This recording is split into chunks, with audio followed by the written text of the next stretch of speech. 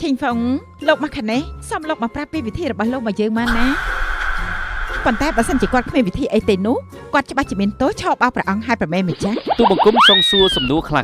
តើនគរដាសិនយើងមានបញ្ហាអ្វីខ្លះទៅសូមទ្រង់មានព្រះបន្ទូលមករយៈពេលប្រហែលខែមកនេះអាវុធតើរបស់ប៉ៃម៉ាំងគឺកាន់តែរីកចម្រើនចំណែកឯកងទ័ពរបស់គេគឺកាន់តែខ្លាំងទៅពីមួយថ្ងៃទៅមួយថ្ងៃព្រមបន្ទល់ខាងជើងរបស់ដាស៊ីងពិបាកទប់ទល់ជាមួយគេណារឿងនេះទូបង្គំអាចដោះស្រាយបានល្អិតឯងកុំចេះតែនិយាយប្តីប្រដាសំបីតើឪពុករបស់ឯងក៏មិនអាចដោះស្រាយបានផងចោះតម្រាំឯងវិញនោះសូមព្រះរាជាកុំទាន់ជឿគេអីប្រមែនម្ចាស់ក្រាបទូលព្រះអង្គរដ្ឋមន្ត្រីបៃម៉ាបាននិយាយថាអ្នកដែលមានឈ្មោះថាឈិញហ្វុងត្រូវតែសម្លាប់ចោលបើចាប់ខ្លួនគេឲ្យទៅមន្ត្រីបៃម៉ានោះគឺយើងអាចដោះស្រាយបានជៀសវាងពីបង្កសង្គ្រាមនិងមានសត្រូវអាយ៉ាព្រះអង្គម្ចាស់ជលមុខទូបង្គំធ្លាប់មានគុណសម្បត្តិសូមកុំសម្លាប់កូនប្រុសទូបង្គំអីព្រះអង្គទ្រង់បានផ្ដល់ឱកាសឲ្យកូនរបស់លោកហើយណាប៉ុន្តែគេគ្មាននិយាយអីសោះរដ្ឋមន្ត្រីបៃម៉ាបានមកដល់ហើយថ្ងៃនេះលំបោះតិចពេញមួយថ្ងៃដោយសារតែមានមនុស្សនិយាយដើមយើងតើសូមគោរពរដ្ឋមន្ត្រីខាប់មន្ត្រីខាប់លោកក៏ឆ្លងពេលវេលាមកកាន់ទីនេះដែរអីហ៎ជឿក៏ដឹងថាឯងឆ្លងមកទីនេះដែរលោកម្ចាស់នេះគឺជាក្មេងម្នាក់ដែលលោកម្ចាស់តាមរកនោះហើយមួយថ្ងៃគិតតែពីសប្បាយមិនដែលធ្វើអ្វីនោះទេឈ្មោះវាឈិញហ្វុងបាទហើយបាត់ចាំបាច់និយាយទេយើងក៏ដឹងហើយយើងប្រាប់ឯងទៅចុះក្នុងរយៈពេល3ខែនេះយើងបានស៊ើបពីប្រវត្តិរបស់ឯងហើយថែមទាំងបានផលិតអាវុធជាច្រើនទៀតផងរឿងទី1នោះគឺយើងចង់ខ្លាយទៅជាអធិរាជអ្នកខ្លាំងជាងគេបំផុតភ្នំមួយមិនអាចមានចាពីរបាននិយាយខុសក៏តដល់និយាយដែរតាមកម្រិតថោកទាប IQ របស់លោកនេះខ្ញុំគិតថាលោកធ្វើស្អីមិនកើតនោះទេនិយាយបើភ្លើណាឯងហ៊ាននិយាយថា IQ របស់យើងនឹងវាទាបជាងឯងដាស់ផងអីហ៎ឯងមើលឬស្អីហ្នឹងមិនណាយមិននឹកស្មានថាលោកចេះពលិកកំភ្លើងបែបនេះសោះយ៉ាងបាច់ដែរឯងឃើញកំភ្លើងរបស់យើងហើយតើឯងរំជួលចិត្តដែរទេអាវុធដែលលោកម្ចាស់កំពុងតែកាន់នេះគឺជាអាវុធដែលវេទមន្តធ្លាប់សម្លាប់មនុស្សជាច្រើនជាពិសេសគឺអ្នកគុណនិយមងាប់ជាច្រើនហើយលោកម្ចាស់ខាប់ពិតជាស័ក្តិសមជាមនុស្សកំពូលមែនអាយ៉ាលោកម្ចាស់ខាប់ពិតជាល្អមែនបើបានលោកម្ចាស់ធ្វើជាមិត្តនគរដាស៊ីងយើងច្បាស់ជាល្អមិនខាតនោះទេតាមពិតគឺអាកញ្ចាស់ឯងទេគឺជាជនក្បត់ឯង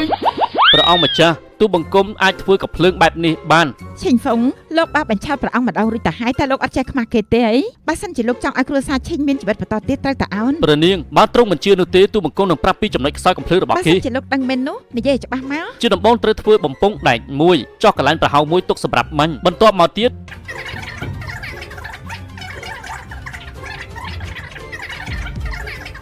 ទាំងអស់នេះគឺជាចំណុចខ្សោយជាងគេបំផុតរបស់កំភ្លើងមួយនេះបាញ់មិនសូវបានឆ្ងាយដាក់គ្រាប់បានតិចអាម៉េចបានជាឯងដឹងរឿងរ៉ាវទាំងនេះតើឯងជឿឬណោះបើតាមមើលទៅគាត់ដូចជាមិននិយាយលេងសើចទេព្រះអង្គជឿសមត្ថភាពទូបង្គំដែរទេល្អតាមមើលពីជាចាំរ៉ាំដែលគេនិយាយនោះមិនពិតទេ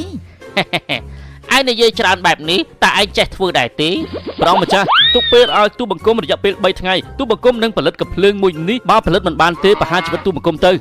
ដល់ពេលនោះយើងមិនសម្លាប់ឯងទេកាត់ដៃកាត់ជើងឯងឲ្យដើរសុំទៀតតាមផ្លូវព្រះអង្គម្ចាស់ទូបង្គំមានលក្ខខណ្ឌមួយបើទូបង្គំអាចផលិតអាវុធនេះបានសូមផ្ដល់តំណែងឪពុករបស់ទូបង្គំវិញមកទូបង្គំសមត្រឹមតែប៉ុណ្្នឹងទេសម្រាប់តាមនឹងចាស់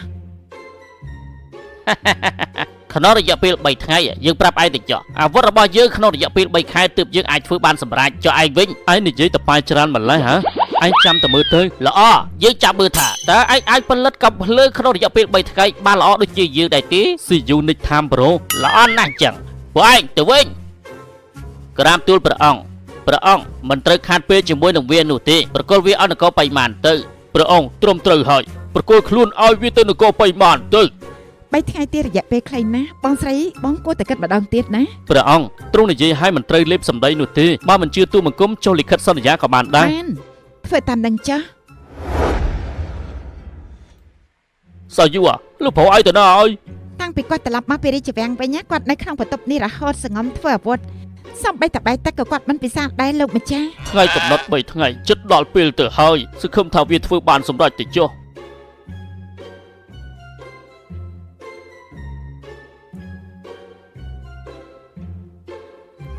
គំនូររបស់យើងត្រូវបានគូទៅហើយប៉ុន្តែក្នុងរយៈពេលខ្លីបែបនេះទៅធ្វើនៅឯណាទាន់ទៅហើយពិតជាឈឺក្បាលខ្លាំងណាស់ត្រូវធ្វើយ៉ាងម៉េចទៅអានាយកខាប់លបងយកស្អីនោះវាតែបានគ្រឿងផ្សំមកពីណាទើបវាអាចផលិតកំភ្លើងបាន hơi chỉ các bạn là lục ơi bàខ្ញុំអាចឆ្លងពេលវេលាទៅវិញបានខ្ញុំទិញទៅกับភ្លើងមកដើមមកក៏គ្រប់គ្រាន់ហើយបាទរមីម៉ៃសកុនណាជួយដល់ខ្ញុំផងតើថ្ងៃនោះយើងនិយាយពីអ្វីចេះបន្ទាប់មកយើងក៏បានក្តាប់ដៃហើយក៏បាននិយាយថាប្រាណាប៉ាលីតា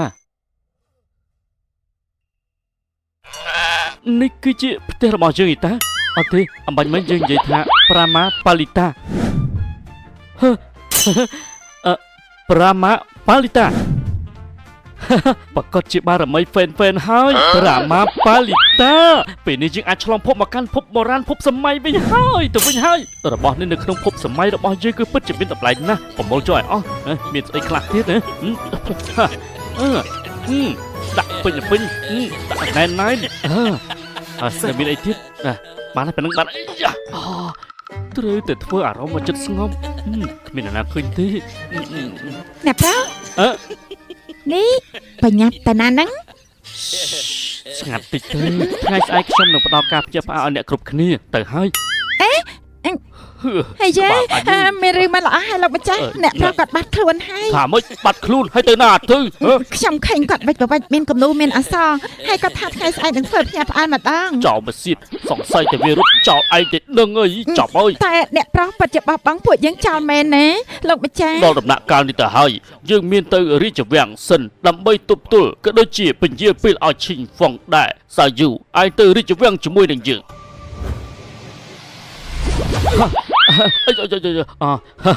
តាបប៉ុណ្ណេះខ្ញុំកែប្រែប្រវត្តិសាស្ត្រហើយម្យ៉ាងទៀតដាក់តាមអាក្របនេះកងទ័ពឯងក៏ខ្ទេចហើយមន្ត្រីទង់ចិត្ត